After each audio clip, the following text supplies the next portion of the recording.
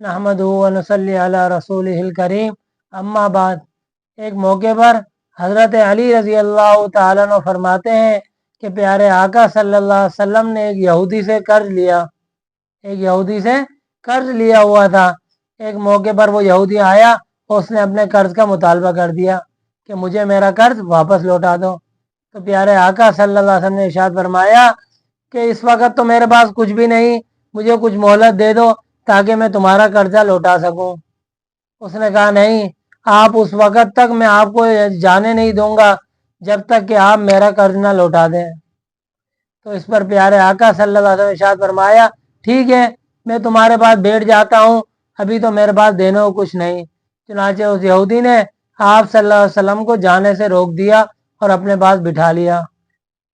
تو وہ دن ظہر کی نماز، عصر کی نماز، مغرب کی نماز، عشاء کی نماز، اگلے دن صبح ہوئی فجر کی نماز، یہ ساری نمازیں اللہ کے نبی نے اسی یہودی کے پاس رہ کر ادا کی۔ دوسری طرف صورتحال یہ تھی کہ صحابہ کرام یہ ماجرا دیکھ کر بڑے غضبناک اور رنجیدہ ہو رہے تھے اور آہستہ آہستہ اس یہودی کو ڈانٹ بھی رہے تھے تاکہ وہ پیارے آقا صلی اللہ علیہ وسلم کو چھوڑ دے۔ ادھر اللہ کے نبی نے جب یہ معاملہ دیکھا تو اللہ کے نبی نے فوراً صحابہ کرام کو بلایا اور کہا کہ کیا بات ہے؟ صحابہ کرام نے عرض کیا یا رسول اللہ صلی اللہ علیہ وسلم، ہمیں برداشت نہیں ہو رہا کہ ایک یہودی نے آپ کو اپنے پاس روکا ہوا ہے۔ تو پیارے آقا صلی اللہ علیہ وسلم نے کیا فرمایا؟ اللہ کے نبی نے پیارے آقا صلی اللہ علیہ وسلم نے ارشاد فرمایا کہ نہیں، مجھے اللہ تعالیٰ نے حکم دیا ہے کہ تم معاہد یعنی جس سے عہد کر رہے ہو اس پر ظلم نہ کرو، لہذا میں نے اس سے مطالبہ کیا، میں نے اس سے قرض لیا، گویا کہ ہمارا معاہدہ ہوا ہے، لہذا مجھے یہ حق نہیں، تمہیں یہ حق نہیں کہ تم اس کو ڈانٹ ڈپٹ کرو۔ یہ ساری باتیں اور یہ ماجرا وہ یہودی بھی دیکھ رہا تھا۔ جیسے ہی صبح ہوئی تو یہودی نے کہا، یہودی دیکھ رہا تھا، جیسے ہی صبح ہوئی تو یہودی نے فوراً کہا اشہد ان لا الہ الا اللہ واشہد انک رسول اللہ، اور پھر کہا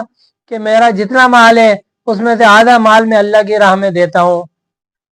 اور آخر میں عجیب بات کہی، اس نے کہا یہ جو میں رویہ اب تک آپ کے ساتھ اپنا رہا تھا اس سے مقصد صرف میرا یہ آپ کا امتحان لینا تھا، کیونکہ ہم نے اپنے نبی یعنی موسیٰ علیہ السلام کی کتاب تورات میں پڑھا ہے کہ محمد بن عبداللہ آخری نبی ہوگا جس کا نام محمد بن عبداللہ ہوگا، مکے میں وہ پیدا ہوں گے، مدینے کی طرف ہجرت کریں گے اور ان کا ملک شام ہوگا، نہ وہ سخت مزاج ہوں گے نہ سخت زبان ہوں گے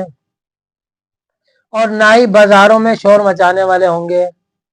تو میں یہ تمام صفات کا امتحان لے رہا تھا اور میں نے تمام صفات آپ کے اندر پائی ہیں، لہذا میں گواہی دیتا ہوں اشہد ان لا الہ الا اللہ کہ اللہ کے سوا کوئی معبود نہیں، وانک واشہد انک رسول اللہ، اور میں گواہی دیتا ہوں کہ آپ اللہ کے سچے رسول ہیں،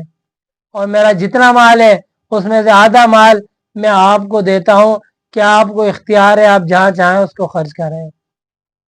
تو دیکھیں ہمارے نبی کے اخلاق تھے کہ اخلاق سے وہ کافر یہودی اتنا متاثر ہوا کہ وہ پڑھنے پر مجبور ہو گیا۔